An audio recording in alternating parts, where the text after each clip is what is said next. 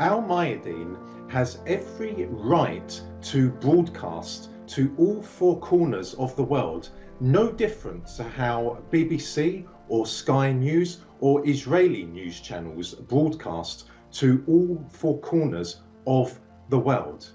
And quite frankly, I am absolutely appalled that the Israelis are taking such horrific steps to silence Al Mayadeen. Why? Because Al Mayadeen has an editorial stance on, for example, the Palestinians. No different to how the BBC has an editorial stance on the Palestinians. But the problem for the Israelis, and of course their backers, the Americans and the British, is that Al Mayadeen is supportive of the Palestinians, whereas BBC News is supportive of the Israelis.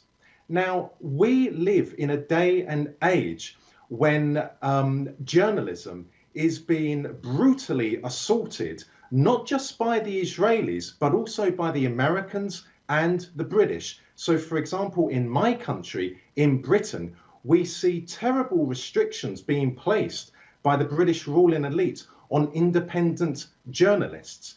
But to go back to your question, the reason why Al Mayadeen is being assaulted by the Israelis is because Al Mayadeen is telling not just West Asia, but the rest of the world about the terrible plight of the Palestinian people, about the persecution of the Palestinian people, about how Palestinian civilians, including women and children, have been massacred by the Israelis ever since 1948.